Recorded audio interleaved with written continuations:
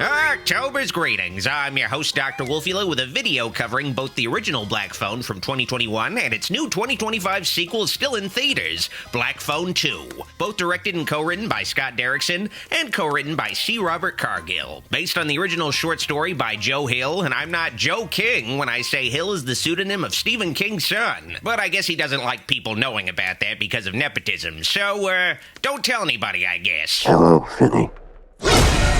Now, I am covering both Black Phones in this video, but if you're more interested in my thoughts on this new sequel, skip to this time code. I saw the first Black Phone in theaters, and I really liked it. It was a refreshing release from Blumhouse during what feels like their continuous steady fall, but I didn't feel too strongly about the Black Phone to make a video on it at the time. There was a lot to process with this kind of movie, but a second viewing definitely made me appreciate the Black Phone more. Your arm is mint. You almost had me.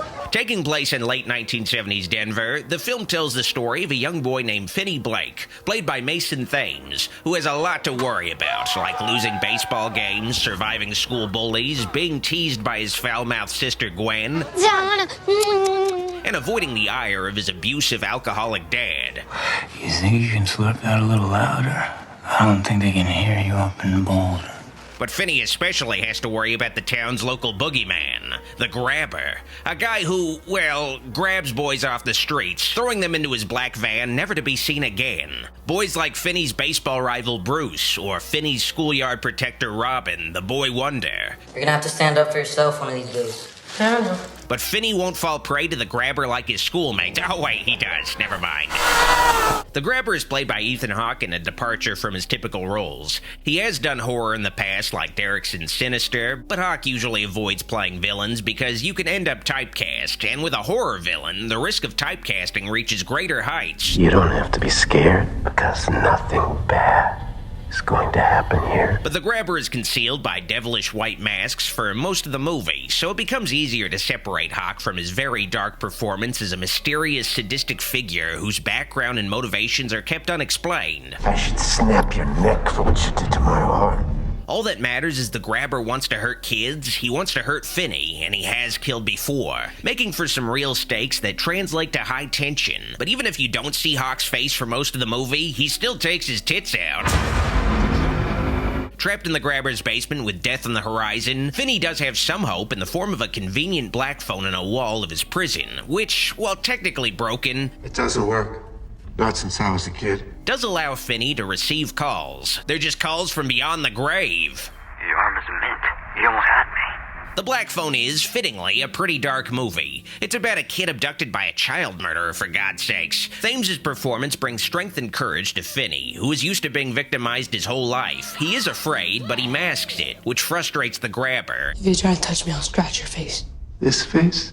And it's easy to root for Finney's many attempts at escaping his hopeless situation as he's met by frequent defeats, but what ultimately diffuses what could have been a bleaker story is the film's titular plot device, the Black Phone, which allows Finney to speak with the Grabber's past victims, ghosts who get across visually what could become of Finney if he doesn't escape. Did you play soccer, football? I delivered newspapers. Making the stakes real without actually showing any children being murdered on screen realistically. And these ghostly victims also guide Finney on the path to survival, sharing the knowledge gained from the harrowing experiences leading up to their deaths to help Finney avoid making the same mistakes they did. Do not go upstairs. It's a very clever approach to make a story like this palatable enough for a wide audience, where the movie is able to get across what these ghost kids went through without showing Finney getting brutally beaten by a belt or facing even worse abuses.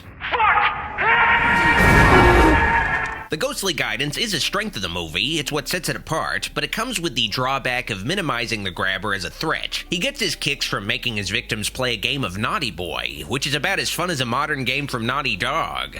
If you don't play Naughty Boy, the Grabber can't beat you. The Grabber wants his captives to desperately emerge from the basement so he can beat the shit out of them and eventually kill them. But because of the warnings from the ghosts who played and lost the game, Finney never has to play it himself, keeping the Grabber from trying to kill Finney for most of the movie, which reduces the Grabber to mostly just being a guy in a spooky mask who occasionally pops into the film with a threateningly friendly sense of menace behind him. I made you some breakfast. What did you put in that? Salt and pepper. This ultimately makes The Black Phone a mainstream horror movie that Blumhouse would be willing to release, but it does at the same time make the grabber more of a mystery because the movie holds back from showing what he's capable of on screen, what he does to these kids. I will never make you do anything that you won't like. He masquerades as a magician, much in the same way John Wayne Gacy masqueraded as a clown. Would you like to see a magic trick? Which makes the idea of the grabber terrifying, despite the narrative clipping his wings. Oh, eat it. Don't eat it. You're already down here. What do I need to drug you for? That aside, the film still has many scenes of gripping suspense, the highlight of which is when Finney has to sneak by a slumbering grabber and try to guess the lock combination of the front door based on the vague writings of a ghost who can't remember it. I can't remember. Griffin. I can't remember. You'll have to try them all. It's really unique and tense. Why Finney is able to speak to the dead through the Black Phone is rightfully kept a mystery, but it is hinted that a supernatural ability to commune with the dead runs in the family, as Finney's mother could speak to ghosts as well. She saw things and she heard things in her dreams. And this supposedly led to her committing suicide and leading to Finney's dad becoming a mean drunk in the process. And Finney's sister Gwen also has a gift of communing with the dead, manifesting itself in her dreams, which she uses to try to help the authorities find Finney as ghosts of the grabber's victims guide Gwen in her dreams to their final resting place. And the dreams are basically like those creepy snuff films from Derrickson's Sinister, stylistically roughly edited, aged-looking film sequences that add some nice visual variety to the movie. Gwen's subplot involving her dreams does feel kind of pointless, though. She doesn't really influence the outcome of the story at all. Gwen's subplot just feels like it's there to have something happening outside the grabber's house so we aren't spending the whole movie in the basement with Finney. And through Gwen's side of the story, we get to see the turmoil that Finney's family goes through while he's missing, but I just wish they figured out a way for Gwen to actually play a crucial role in Finney's survival. Jesus, what the fuck? I mean, what the fuck? I guess it can be read as the film offering various red herrings, leading you to believe Finney will ultimately be rescued. Please hurry! There's another mostly pointless character, Max, played by Hawk's Sinister co-star James Ranson. They were all grabbed on the way home from school except for Robin Arellano, who in The Black Phone plays a cokehead trying to solve the grabber case, realizing way too late that the grabber is his own brother whose house he crashes at. No fucking way. Only for Max to get Scatman Crothers'd in the end. Well, at least he only had 2 fucking scenes. He was an idiot, but he was my idiot. Ultimately, none of the other characters matter that much. It's up to Finney and Finney alone to keep himself alive. You were always afraid to throw a punch, but you always knew how to take one. And you always got back up. The Black Phone has a gritty sense of realism that keeps the film grounded despite its overt supernatural elements, but I do wish these sensibilities extended to its art design. The grabber's modular mask is an iconic design. The mouth and eyes of it can be swapped out to suit a scene, but my issue with it is it doesn't really look handmade. It lacks the crudeness of something crafted by a serial killer. The wear and tear just doesn't look authentic to me. It looks too obviously painted to look worn down. You like soda? I'm gonna go get you a soda. The mask looks too much like it was professionally machined out by a film studio's art department so it can be mass-produced for Spirit Halloween. I also don't really like the look of the film's primary setting, the grabber's basement. Again, the painting of the walls to make them look worn down looks contrived. Too obvious that the basement is actually on a soundstage. It's just not dirty enough. It looks like a sketchfab render of a spooky basement, a map from an indie horror game, not a real-life serial killer's basement, at least to me. The phony qualities of the grabber-related visuals just took me a little bit out of the film. They should have had Rob Zombie telling them what a scary basement should look like, because this shit is not it. We need to build up the dirt. Probably not to there. It's just too perfect. Yeah, it's way too clean, too perfect. Certain sets I've walked onto and I go, this sucks. Start over. Minor complaints about the visuals and lopsided narrative aside, The Black Phone is a very tense and engaging horror movie, even if the supernatural elements subtract from the film's threat. The ghostly interruptions ultimately add a great twist to what could have otherwise been a spooky Silence of the Lambs knockoff, and the performances are great, particularly Hawk's and Thames's, which lead to a cathartic final confrontation between the two in the final act, bringing Finney's character arc to a satisfying conclusion. I give The Black Phone a James Ranson with an axe in his head out of Ethan Hawke with his tits out. I think Maya was nursed on those things. I'll teach you how to use a phone, you boob. Go! It's for you. No! It's for you. Before we move on to talking about Black Phone 2, I just want to give a shout out to my sponsor, me. Pledge to my Patreon today to support the channel, help it continue to grow, and you'll also get access to weekly movie nights every Sunday and archive commentaries if you miss the movie nights live. Just $5 a month to get a movie night every week. Here are the movies I'll be streaming next Sunday. Pledge to patreon.com/Dr. Wolfula if you're interested in my bonus streams, and I thank you in advance. Alright, let's move on to Black Phone 2. I didn't think there'd be much potential for a sequel to Black Phone with how the first movie ended, which was admittedly naive on my part because it's a Blumhouse film. They get a hit on their hands, they're gonna run it in the ground with sequels. You see Megan 2? Well, if you did, you're one of the dozens. Hold on to your vaginas. Black Phone 2 saw Derrickson return to the helm along with his stars whose characters survived the first film, along with a few other stars whose characters didn't. Set in the early 80s, Finney, now in high school, has become a friendless, depressed stoner traumatized by memories of his experience with the Grabber. Finney now fighting anyone who accuses him of getting lucky surviving, even though he did kinda have ghosts helping him out. Have you heard of the Grabber? I killed him. Finney seemed happier and more confident in the aftermath of his run-in with the Grabber at the end of the first movie. Hi, Finney. Call me Finn. So it is deflating seeing Finney fall into the standard horror sequel rut of being depressed and traumatized. I'm not expecting him to be a basket full of sunshine, but it'd be a departure from what's become the norm in horror sequels to give Finney a happy life in the sequel that becomes threatened, motivating him to do everything he can to prevent the life he fought hard for in the first movie from falling apart in the sequel. But in Black Phone 2, Finney always seems like he's one scene away from putting a gun in his mouth. The kid's a serious bummer in this sequel. He was happier trapped in that fucking basement. Did you think our story was over? You're dead. Another bummer of the sequel is Finney's dad, who has become sober, but the film has this sort of chilling element to the dad that implies he's just one beer away from relapsing and beating the shit out of his kids again. He was low-key the secondary antagonist of Black Phone 1. I want you to think about what you did. An improvement in the sequel, though, is Gwen's psychic dream powers make her relevant to the plot this time around, as Gwen's dreams allow her to contact her dead mother in another place and time, when her mom worked at a Christian youth camp, Lake Alpine Camp, where Gwen sees visions of dead young boys reminiscent of the Grabber's past victims. It was just a dream. About a real place. A youth camp. And Gwen becomes convinced that this camp is the key to understanding what really happened to her mother. So Gwen and a reluctant Finney take jobs as camp counselors in training, or CITs, to investigate the camp. Oh, they also have Ernesto tag along, Gwen's simp, who's the brother of Robin from the first movie and actually played by the same actor as Robin. But you can't tell it's the same kid with the glasses. Honestly, I couldn't tell it was the same actor playing both characters, which has got to say something good about the kid's performances. It's the best. Ever. And it's at Alpine Lake Camp where the meddling kids discover that it's here where the Grabber began his deadly work killing campers, under the alias Wild Bill Hickok, which is pretty close to Buffalo Bill, don't you think? And the gang also learns that death, especially in the Grabber's case, is just a word. Dead is just a word. I'm just gonna get this right out of the way. Black Phone 2 has a very Scooby-Doo-ass plot. The only things missing are a van and a dog.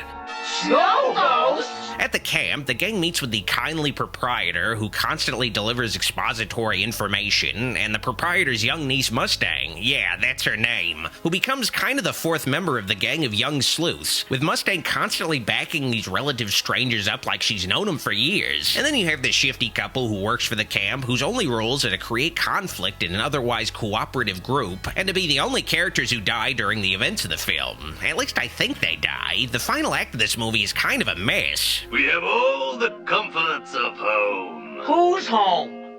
Dracula's? The other elephant in the room I need to address is how the Grabber returns. When Finney killed him, the Grabber did go to hell, but hell sent the Grabber back to Earth as a vengeful spirit of hate, with none of his humanity left intact. Though the Grabber does say he was sad he had to kill his brother, that seems kinda human. And through Gwen's dreams, the Grabber is able to attack her, even kill her.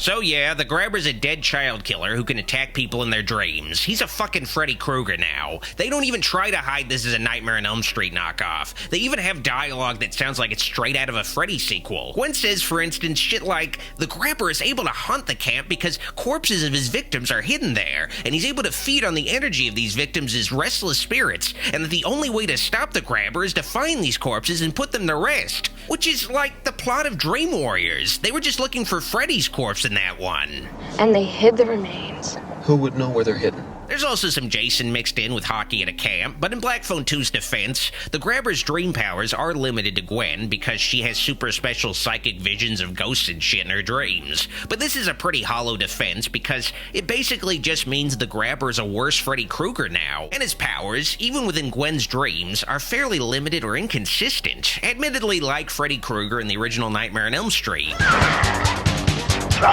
With the Grabber mostly just chasing Gwen normal-like in her dreams, or throwing her around with her physical body floating around in the real world. Just shamelessly ripping off Wes Craven. But I don't know, if you're gonna do a Freddy knockoff, at least do some creative dream sequences and kills. Don't just do all the same shit we saw Freddy do 40 years ago. There just isn't an interesting twist to Freddy's formula here to justify Black Phone 2 being a spiritual successor of Freddy Krueger. Also, all the major deaths of Black Phone 2 happened before the events of the film. The stakes aren't risen by having at least one main character die to make the Grabber in his new form a serious threat. The sequel falls into a recent trend of the killers in horror films really fucking up a character, but the character somehow survives against all odds. Just this extreme preciousness over characters in movies where people are supposed to die. Vengeance is mine. And the Grabber, despite being a dream killer now, is so much less scary in the sequel, and Finney and Gwen are just so much more competent in the sequel. The siblings are just too ready to kick ass this time around. This whole thing is just a dream. Gwen, for instance, very quickly discovers what Nancy did before her, that she has control over her dreams and that the Grabber has no power over her, yada yada yada. It's all very hokey when compared to the subtler, more grounded feel of the original film. I will say the cast of the film delivers some great performances considering what they had to work with. Ethan Hawke's Grabber delivers some creepy ASMR dialogue. Nothing burns like the cold. Mason Thames is able to convincingly play a world-weary 18-year-old with the weight of the world on his shoulders. Tell me why you're here. And Madeline McGraw is able to shine through in the film despite her character Gwen being given the most horrendously ranked dialogue in the whole film. I had a bad dream. Gwen's gimmick of constantly cursing was funny when said by a little kid. Fucking cocksucking cowards! It made Gwen's character a departure from innocent little girl archetypes in horror movies like Carol Ann and Poltergeist. But hearing a 15-year-old call someone a putrid pile of cunt nuggets or whatever is just what I expect a 15-year-old to say. It's not cute or funny at this point. It's just eye-roll inducing. Dumb fucking fart knockers. Gwendolyn Blake! All this really demonstrates how bad of an idea making a sequel to The Black Phone really was, because the first film is hinged on an original take on a familiar premise. The premise was everything with Black Phone, but you can't repeat that premise, and in lieu of a fresh new premise, it seems like they just played it safe with the sequel and recycled ideas from other horror movies. But, you know, despite how negative I've been on Black Phone 2, I didn't really dislike it. I was more disappointed by it, and found it to be way too familiar and often boring. But the sequel's not terrible. The desolate snowy camp setting looks cool and spooky, and hey, the sequel really made me appreciate the original film a lot more, at least. I give Black Phone 2 a Grabby Krueger out of Grabson Voorhees.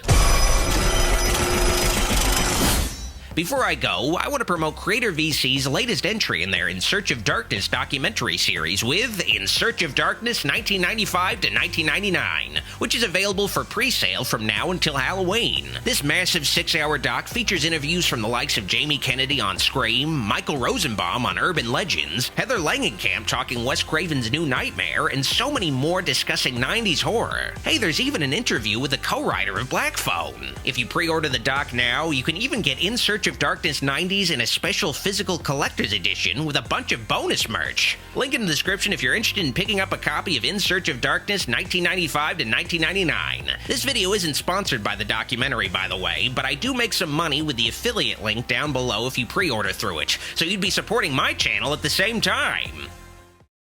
This video is made possible through the pledges of my Patreon supporters, and I'd like to give a very special thanks to the kind folks pledged to my shoutouts tier. All of their support on Patreon means a lot to me, and it helps my dark influence continue to grow. If you liked this video, like it, and if you loved it, click the subscribe and bell buttons for more videos. Be sure to also keep in touch by following me on social media at Dr. Wolfula. While I still have your attention, consider pledging to my Patreon to support the channel and get bonus content like private movie night streams with me and credits in my videos. Consider pledging at patreon.com/drwolfula. Also, check out official Dr. Wolfula merch on tpublic.com/user/Dr. Wolfula. Thanks for watching. Dr. Wolfula signing out.